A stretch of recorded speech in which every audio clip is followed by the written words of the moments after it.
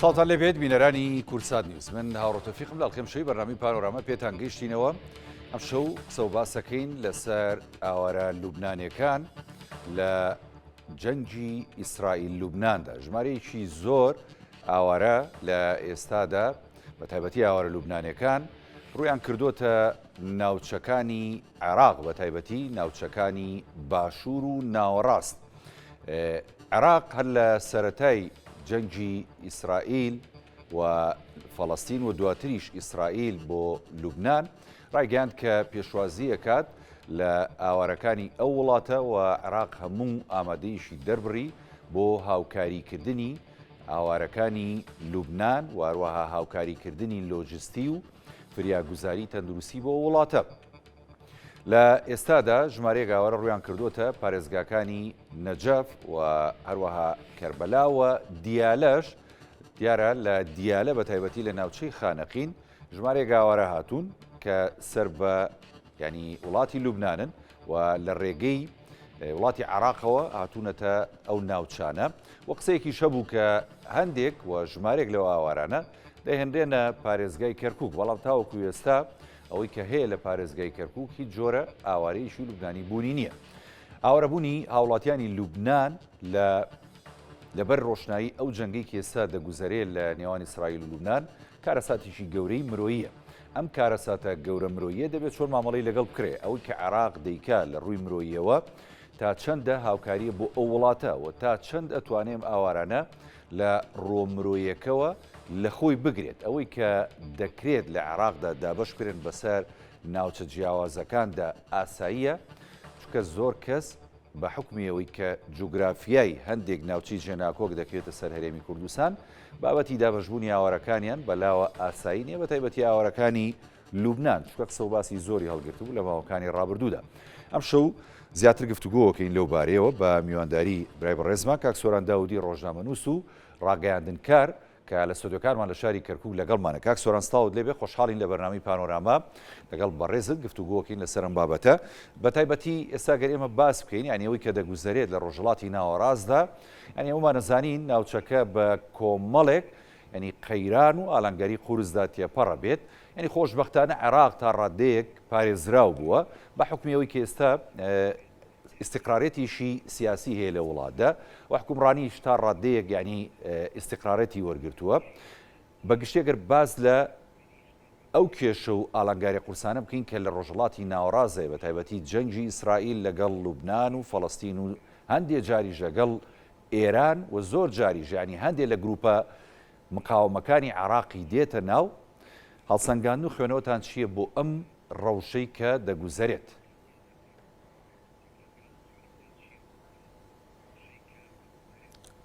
کاکەوڕێ ئێوارەتان باش هەروایەوە ئێوارەی بینەرانتان باش بەڕاستی ناوچەکە من ئەو شتانەی ئێستا ناوچەکە پێی تێپەڕێ سەرەتای ڕەنگە ڕووداوی گەورەتر بن لەبەرەوە لە ناوچەی عێراق و لە ناوچەکە بەگشتی لە لوبنان و لە سووریا و لە ئیسرائیل ئەوەی ئێستا دەگوزارێ ڕەنگە سەرەتایەک بێ بۆ هەنگاوی گەورەتر بۆیە دەوڵەتان هەموو وڵاتانی ناوچەکە ئامادەکاری بۆ خۆیان ئامادەکەن بۆ گۆڕانکاری گەورەتر و بۆ شتی با بڵێن نەخوازراوتر یعنی کە ڕەنگە لە ناوچەکە ڕوو بدا بە تایبەتی ئێستا ئەگەری ئەوە لە ئارادایەکە شەڕێک یا شێوازێکی تر لە شەڕ لە نێوان ئیسرائیل و ئێراندا بێت و هەروەها ئیسرائیل ئێستا هەوڵی ئەوەی گۆڕینی با بڵێن نەخشەی ناوچەکەش بدا ینی ئێستا ئیسرائیل ترسی ئەوە هەیە کە هەوڵی گۆڕینی نەخشەی ناوچەکە بدا بە شێوێ لە بەرژەوەندی ئاسایشی نەتەوەی خۆی ئاسایشی ئیسرائیل بێ لەبەرەوە ئێستا مەسەرەن بۆ نمونە تورکیا بۆ نمونە حتا ئوردن بۆ نمونە دەوڵەتێک هەموو ئەو وڵاتانە ئامادەکاری خۆیان کردووە بۆ ئەوەی چۆنی ڕوبەڕووی ئەو هەنگاوانە بن ئەو ڕووداوانە بن کە دێتە کایەوە طبعا بێگومان عێراقش بەدەر نییە لەو مەسەلەیە عێراقش بەشێکیە بێ پشتێکیە بێ ئەوە کاریگەری لەسەر عێراقشە بێ و هەروە کاریگەری ناوچەکە زۆر گەورە ئەبێت و لەو باوەڕدا زل هێزەکانی جیهانش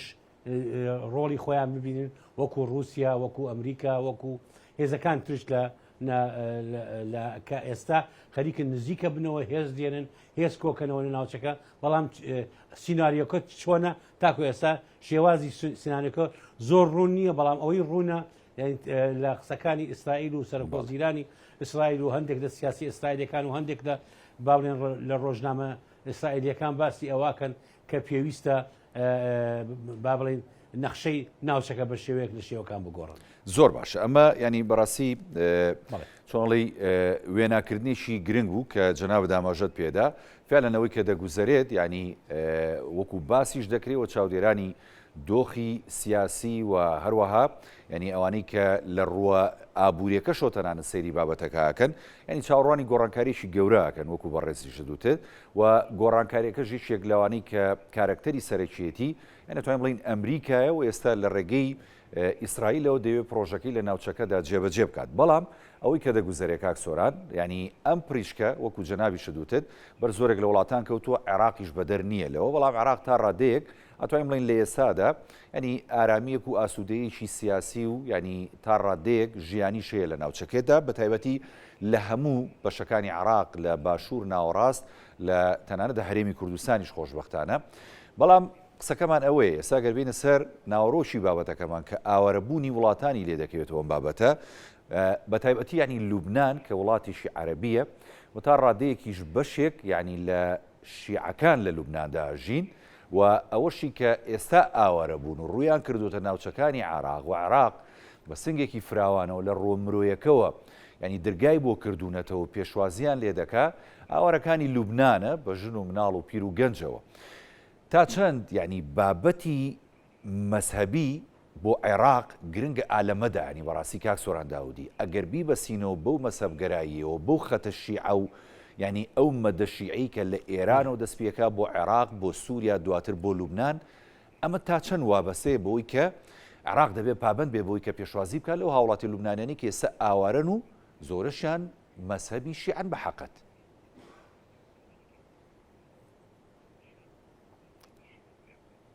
بڵێ خۆی لە ڕاستیدا یاری ئێمە دەبێت ئەوە لەبیر نەکەین کە سەرۆکوەزیرانی عێراق خۆی ڕێنمایی بۆ هەموو پارێزگاکان دەرکردبوو بۆ پارێزگارەکانش پێیانی تو کە ئامادەکاری بکەن بۆ ئەوەی ئەگەر کات هەموو ینی نەک هەر کەرکووک نەکەر دیارە نەکەر هەموو پارێزگاکانی عێراق لە بەسەرەوە بگرات تاکو بۆ ئەوەی ئامادەکاری بکەن بتوانن پێشوازی لە ئەوانەی کە لە لوبنانەوە دێنە ئەگەر هاتنە عێراق مەسەن خەڵکێک زۆر ڕەنگە ڕووکەنە عێراق ئامادەکاری بکەن و بتوانن لە خۆیان بگرن بەڵام ئەمە لەو باوەڕام ئەمە هیچ مەترسیەک نییە ڕای بۆ نمونە یان ئێستا هەژدە خێزان کە چوونەتە خانەقین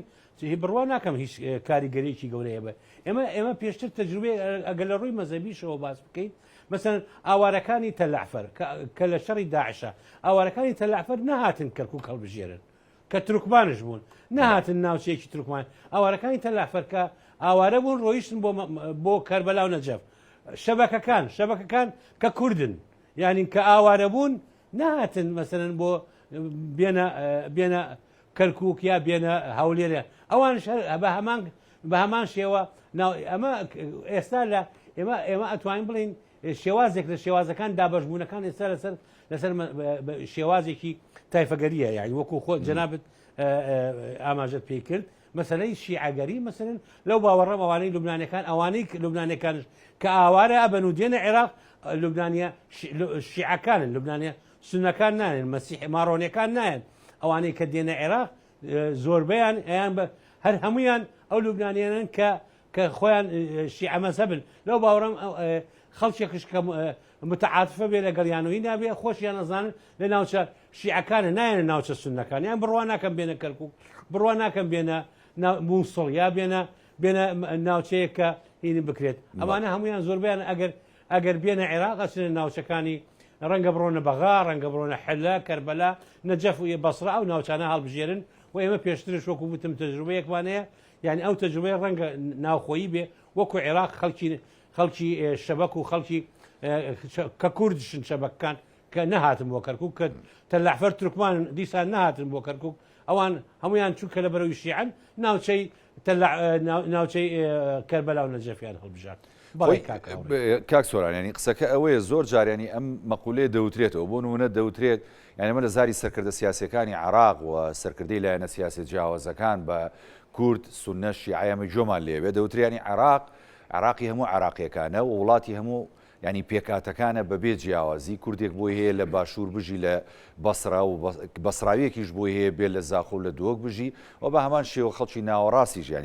ینی ئەم ئازادی تیا هەیە بەڵام ینی قسەکە ئەوەیە بۆ نمونە ئێستا ئەگەر ئاواری وڵاتێک کە دێنە نێو عێراقەوە چکە زۆرێک لەوانەی کە تا ڕادەیەک ینی تۆزێ وەکو چۆن لێ ئەها بە توندڕەوی نەتەوەی بیرەکەنەوە لە هەرێمی کوردستان ئەوان باز لە دیموگرافیای ناوچەکە دەکەن بە تایبەتی ینی هەمومانەزانین ئێمە گەر کەرکک بە نمونەوە بگرین ینی بەشێکی دانەبراوە لە خاشی هەرێمی کوردستان ئێستش لە چوارچێوەی مادی 140دایە بەڵام ینی کاتێک کە کۆمەڵێک ئاوارەی بۆ دێ و عەرەبیش بێت و شیعە مەزهەبیش بێت ینی مەترسیەکە ئەوەیە کە دەوترێت بۆ گۆڕینی دیموگرافیای ناوچەکەیە بۆ نمونە ئێستا ئەگەر ینی ڕۆژاوی کوردستان وەربگرین هەندێک ناوچە ینی ئەوە تا تورکیا خۆی بە ینی دەستی ئەنقەست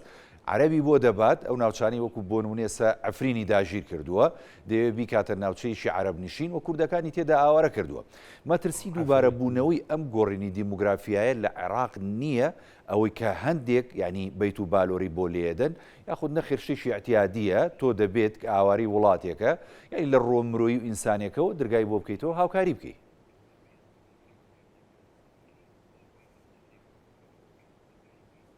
بەڵێ وەکو جەناب دامەژ کرد ئەمە وەکو لەو باوەڕەم مەسەلەیەکی مرۆیی ئینسانیە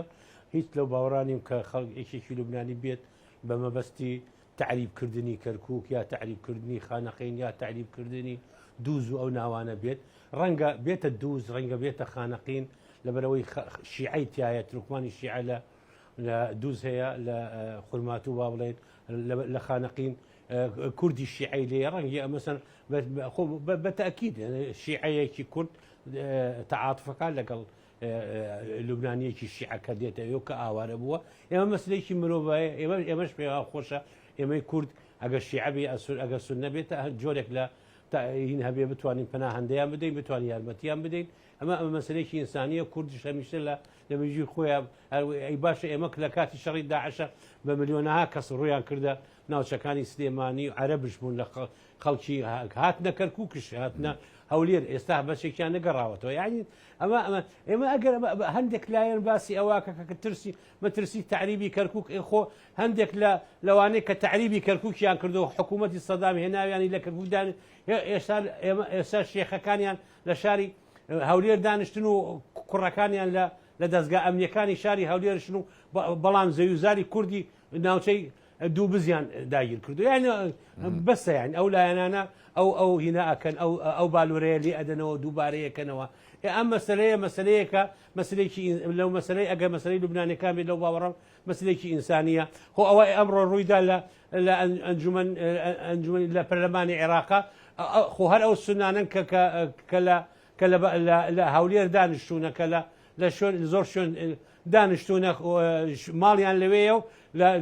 دژی ئەوەستانەوە کە خاچی کورد بگەڕێتەوە بۆ کورد ئێمە مەسلەیەکە بڕ لەو باوەڕەم یعنی مەسلێکی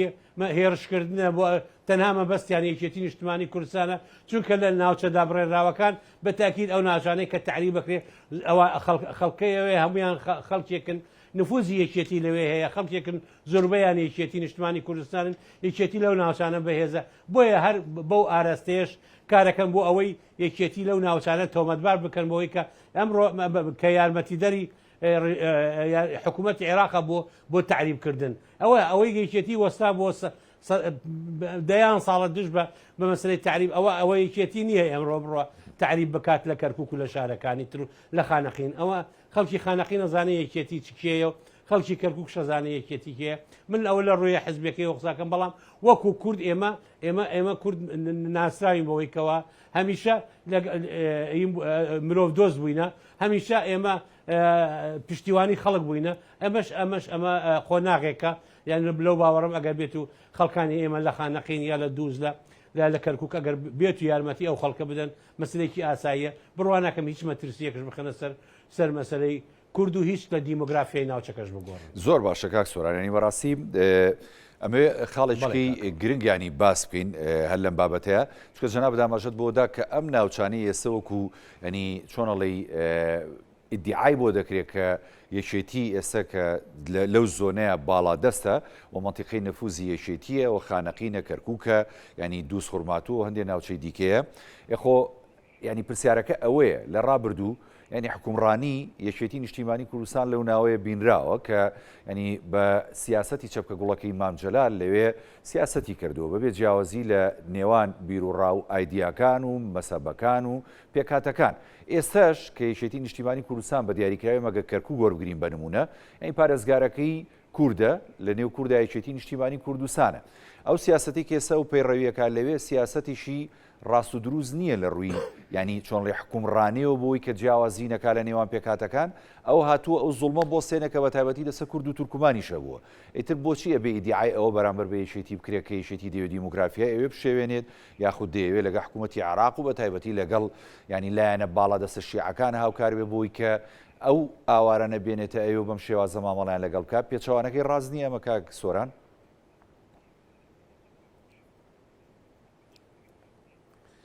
بەتاکید یانی ئەوە جگە لەوەی ینی کە پارێزگاری کەرکووک ینی پارێزگارێکە ئێستا بۆ هەموو پێکاتەکانی کەرکووکە ینی پارێزگارێکە هەموو ینی سەلماندی کە لە ماوە کورتەیە کە بۆ کار بۆ کوردەکە بۆ عەرەبەکە بۆ تورکمانەکە بۆ کلد و ئاشوریەکە بۆ هەموو بۆ کاکەیەکە بۆ موسڵمانەکە بۆ کریسیانەکە بۆ هەموویەکە ئەمە لەلایەکە و لایکی ترە ئێمە ببرە بەڵێ ئاسایە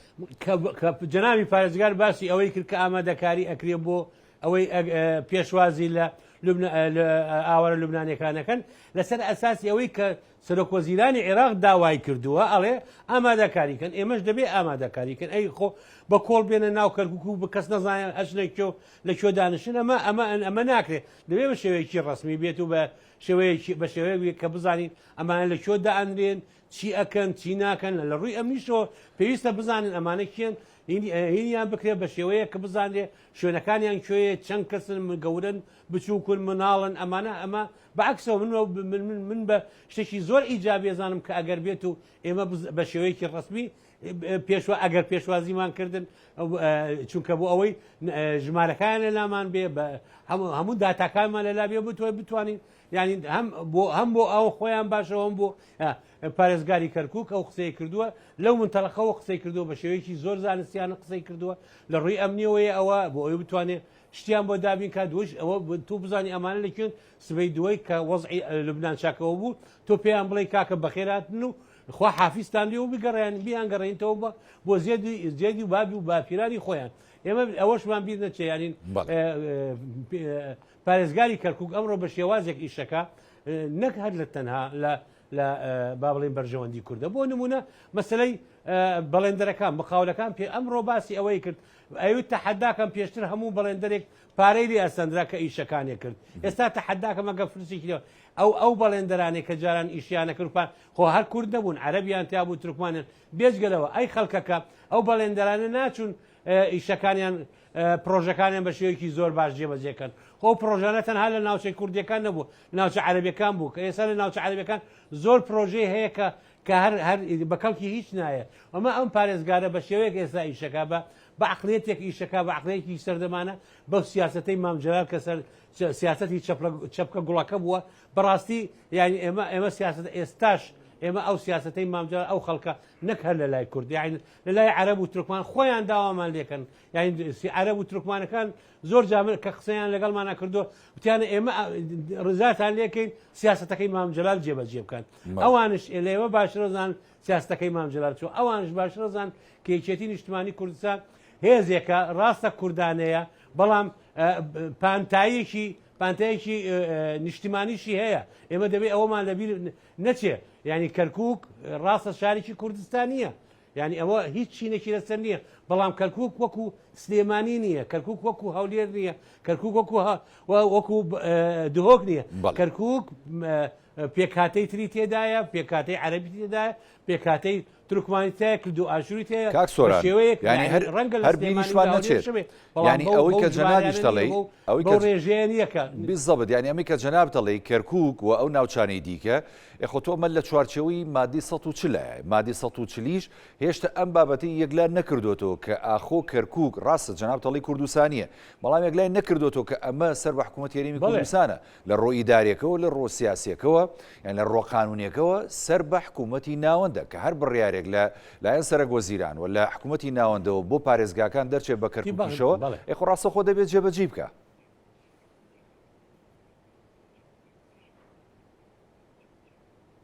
بەڵێ ئێمە کاکاوڕێ دەبێت ئەوەشمان دەبیر نەچێ کە ئێمە مادەی 140 مانەیەوەکو خۆت ئاماژەت پێی کرد، ئەو مادەی 140 یعنی ئێمە ئەتوانین ئەو شتانە ئەمان پارێزێ لەم شارە، یعنی مادەی 140 خۆی باسی ئەوە کە ئەوەی کە نفوسی 57 نەبێ، یعنی لەم شارە ناتوانێت بکە زۆر شتەیە کە لەسەر ئەساسی ئەوە ئێمە ئەوە خۆی یەکێکە لەوە مادەی 140 ناتوانین بیگۆڕن، گۆڕینی مادەی 140 زۆر یعنی گەیشت ئەتوان بڵێم ستەمە لە ئێستای عێراقا، چونکە پێویستی بۆیە لە سەد تا نازانم چەندی سێ پارێزگا یا چوار پارێزگا ئامادە بێ لەسەرەوە بیگۆڕن بە هیچ شێوەیەک. ئەوە ئێمە سێ چوار پارێزگامان هەیە، بێگومان ئێمە لە قبول ناکەین کە 140 بگۆڕین، لەبەر ئەوە 140 وەکو سەمامێکی ئەمانشە بۆ هەموو کورد کە مەسلەی تعریب جارێکی تر ڕوو نەدات. ئێمە هەموو کاتێک لە ڕووی دەستوریەوە تانی ڕوبەڕی مەسلەی تعریب ببینەوە بە پشتبەستن بە مادەی 140. بەڵێ هەر جەنابیش تاماژەت پێداین لەسەر بابەتی هاتنی ینی ئاوارەکان بەڕاستی بۆ عێراق خۆمانە دواتر کە وڵاتی خۆیان ینی ئارامی بۆ گەڕایەوە و شەڕ وەستا و ڕێکەوتن هەبوو لەگەڵ ئیسرائیل بەدڵنیایەوە ئەمانە تۆ لە ڕێی حکوومەتی عێراق و لە ڕێی پارێزگاکانەوە ئەوانەی کە دابش کراون بە سەریانە دەگەڕێنرەوە. ینی هەر ئامارێکی شەیە کە دەڵێت تا ئێستا یعنی 14,000 ئاواری لوبنانی هاتوون کە ڕێژەی لە 163یان ینی ژن و مناڵن بە حەقەت یعنی ڕێژەکەش ئەوەندە زۆر نییە کە هاتوونەتە عێراقەوە و دواتریش ینی ئەمانە خۆ نەهاتوون بۆ بەردەوامیدان و داوای مانەوەی هەمیشەیی بکەن لە وڵاتایە و دواتر داوای ینی جنسی عراقی بکەن و خۆیان بکەن بە هاوڵاتیشی عراقی. ینی قسەکە ئەوەیە تۆ کە وڵاتێک بووی لە ڕووی سیادەوە و لە ڕووی قانونەوە یعنی دەبێت خۆ ئامادە بکەی بۆ هەموو ئەگەرەکان کە هەیە وەکو بەڕێزە دوتێ ئەو ئەگەرانشی کە دەگوزارێ لە دەور و بەرمان بەڕاستی هەمووی ئەگەری گەورە و چاوەڕوانکراون بە حەقەت. عێراق بۆ ئەم ڕووداوە گەورانی کە بڕیارە لە ڕۆژهەڵاتی ناوەڕاستدا ینی ئەوە تا سەر ڕوو ئەدا ئێمە چکە لە سەروبەندی ڕوودانی ڕووداوەکانی کاک سۆران بە تایبەتی ئێمە کە باز لە پرۆژەی ڕۆژهەڵاتی گەورەی ناوەڕاست دەکرێت گۆڕانکاریشی گەورەی نەخشەسازیە لە هەندێک وڵاتدا. ئەم گۆڕانکاریە ئێمەی کورد و هەرێمی کوردستان و ناوچە جێناکۆکەکانمان لە چوارچێوەی عێراقدا دەتوانین چۆن پارێزراو بکەین بەڕاستی کاک سۆران؟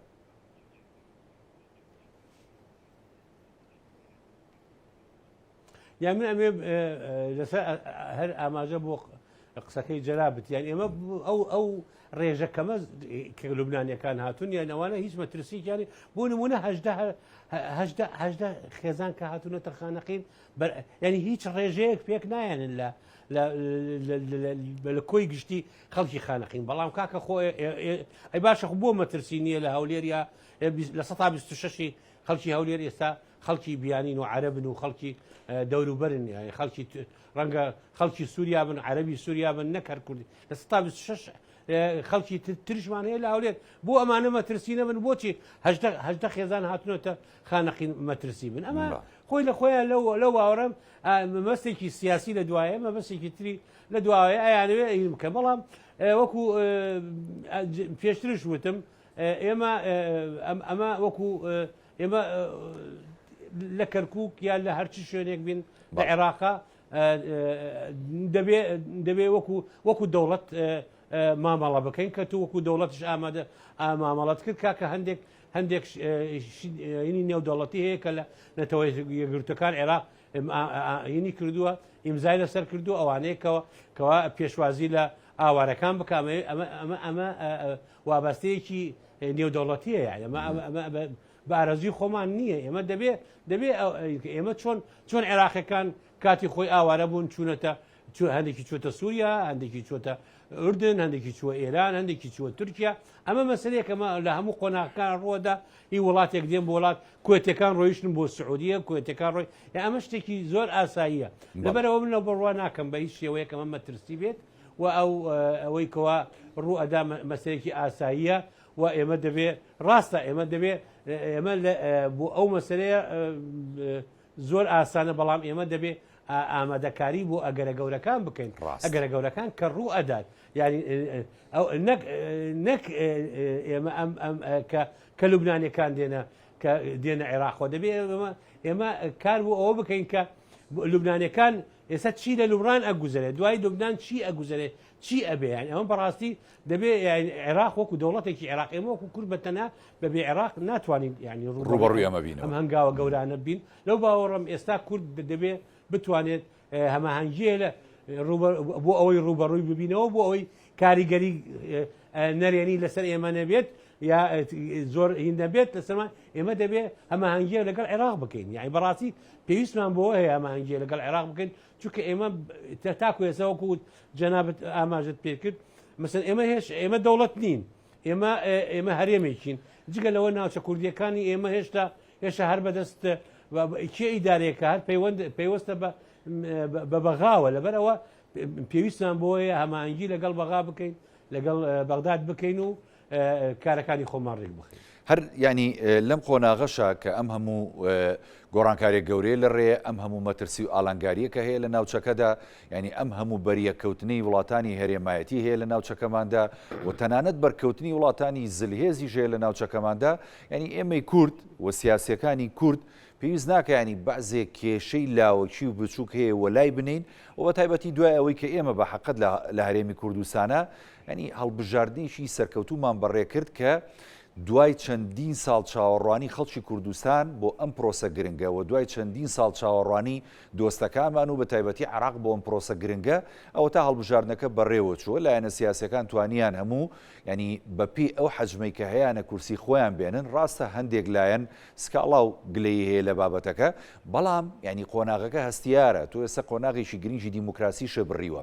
سیاسیەکان پێویست ناکە ینی لە هەرێمی کوردستان و لە ناوچەکانی دەرەوەی هەرێمی کوردستان ئاشتەواییشی گرنگی سیاسی ڕابگەێنن بۆ وەکو جەنابە دوتت خۆمان ئامادەکەین بۆ حەدەسە گەورەکە کە گۆڕانکاری گەورەیە و دوور نییە ینی ئێمەی هەرێمی کوردستانیش بەشێک بین لەو گۆڕانکاریە گەورەی تر ئاخۆ بە سلبی بێ یا بە ئیجابی بێ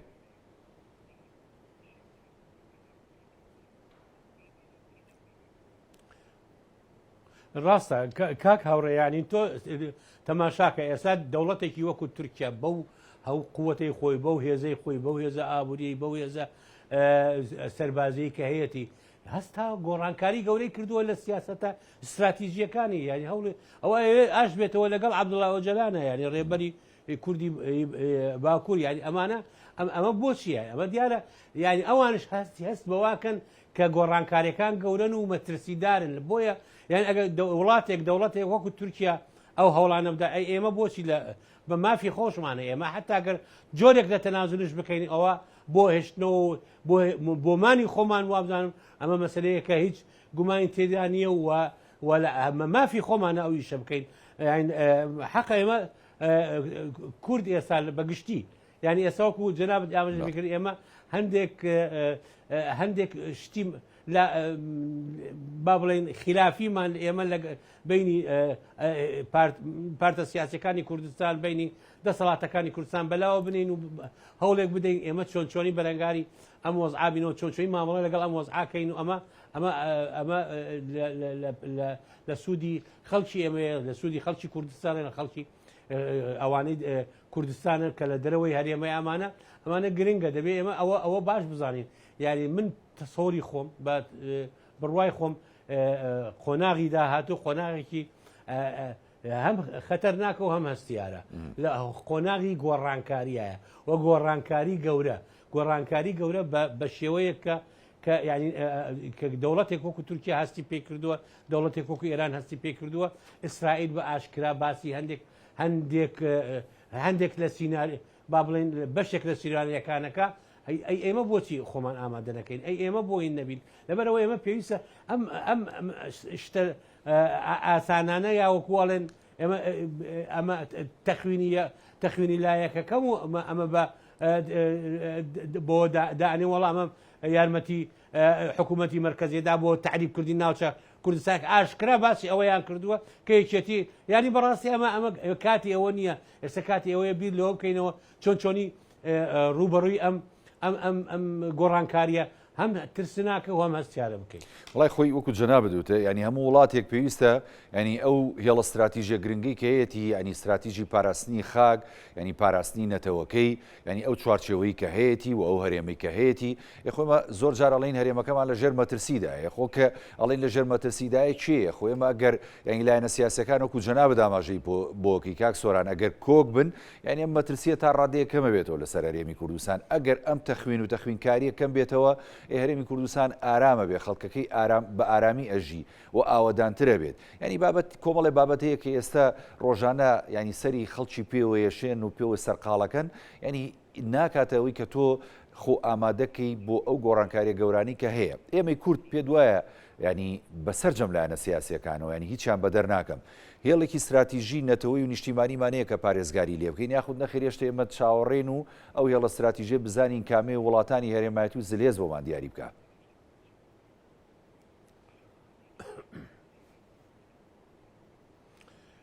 بڵێ ینی بڕام کاکاوڕێ من نامێ باسی ئەوە بکەم کە ئێمە ینی ئەمە هینێک نییە با بڵێن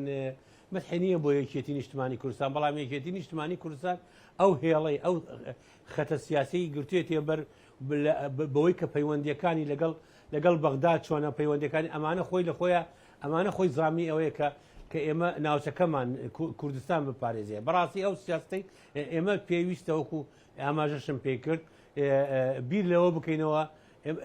ئێمە چی هێزێکەیە ئێمە بپارێزێ هێزێکەیە کە مەجبورە ئێمە بپارێزێ هێزێک هەیە مەجبورە ئێمە هەمانگی لەگەڵمانە بکای ئەو هێزەکێە ئەو هێزە بەغایە کە ئێمە بەشێکی تاکو ئێستا ئێمە بەشێکی لە بەغا لەبەر ئەوە دەبێت ئێمە هەموو هەماهنگەکانمان لەگەڵ بەغابێ لەبەر ئەوە پێویستە هەموو ئەو شتانی کە هەموو هەنگاوەکان کە ئینێن بە هەماهنگی لەگەڵ بەغا بینین بەڕاستی ئەگەر ئێمە نەتوانین لەگەڵ بەغدا ئەمە شێوازێک لە شێوازێک با بڵین داڕێژین بۆ بەرانگاربوونمە ئێمە بە تەنیا ناتوانین بەرەنگاری ئەم باهۆزە گەورەیە بین باهۆزێکی زۆر بەهێزە ئێمە ینی قدرەتی ئێمە نییە ئێمە جاری جاران نییە بڵین ئەچینە شاخ و تەواو نە ئێمە ئێستا دام و دەستگامان هەیە دروستمان کردووە ئێمە شارمان هەیە ئێمە دەسەڵاتین ئێمە حکومەکەین ینی خۆ ناتوانین ئەمە بەجێ بێڵین و بڕۆین ئەوە لەبەرەوە دەبێت بە شێوازێکی تیر بیر بکەینەوە بە شێوازێک کە ئەمانە ئەوانەی کە بە دەستمان کەوتووە بیپارێزین چۆنێتی بە پاراستنی ئەوەی کەوەی هەیە یان بێزگەلەوە ئێمە وازدەوە نێنیکەوە ئەمانەوێتش بەڵام ئەوەی هەیەشە دەبێت بیپارێزین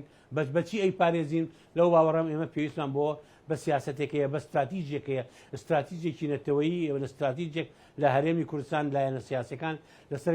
ڕێک بکەون چۆنێتی پاراستن ئێمە ئایا ببینە بەشێک لەو ململانەیە گەورەیە کە ڕوئەدات یان نەبینە بەشێک یا ئەگەبووینە بەشێک لەگەڵ کام بەشابین لەگەڵ چۆن بین ئەمانە هەمووی گرنگە ئەمە لەو باوەڕەم ئێمە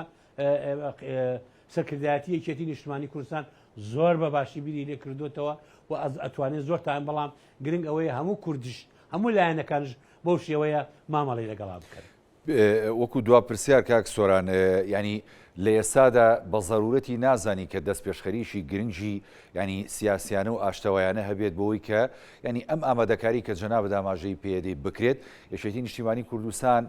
ینی وەکو لایەنێکی براوی سەرەکی لە هەڵبژاردنەکانی پەرلەمانی کوردستان ئامادەیەم دەست پێشخەری بکە بۆ سەرجەم لایەنەکان لە داهاتووشی نزیکدا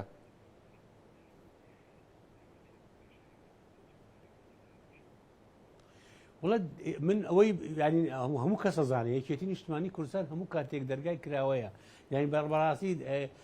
یەکێتی نیشتمانی کوردستان لە هەموو ئەو ڕووداوە گرنگانی ئەو شتە کە ڕووی داوە یەکێتی کوردستانی کوردستان محوەری ئەساسی بوو ئەگەر محوەری سەرەکیش نەبێت ینی خۆی بەشێکی گەورەی ئەو محورە بووە کە با بڵێن سیاسەتەکە ئاراستەی سیاسەتەکەی هەرێمی کوردستانەکە لە باوەڕم یەکێتی کوردستانی کوردستان دەرگای کراوەیە و حەقە ئەو هەموو لایەنەکان ئێستا کۆ ببنەوە و بتوانن چونکە یەکێتی نیشتمانی کوردستان لەو بوارەدا تاکو ئێستا هەنگاوی باشی ناوە هەنگاوی زۆر چۆتە پێشەوە پەیوەندەکانی لە ناوچەکەیە زۆر گرنگن حەقا ئیتر هەموو لایەنەکان بیر لەوە بکەنەوە لەگەڵ یەکێتی نیشتمانی کوردستانە ینی جۆرێک شێوازێک لە پلانێک لە شتێکدا بڕێژن بۆ ئەوەی بتوانین بەرەنگاری ئەو ئالانگاریانە هەیە کە لە ناوچەکە کە ڕوو دەداتوە بە تاکیدش ڕوەدا لە ماوەیەکی نزیکشدا. زۆر سپاس بۆ بەڕێز کاک سۆران داودی ڕۆژنامەنووس و ڕاگەاندنکار کە لە بەرنامەی پانۆراما لە سودۆکانمان لە شاری کەرکووک میوانمان بوو. زۆر سپاس دەکەم.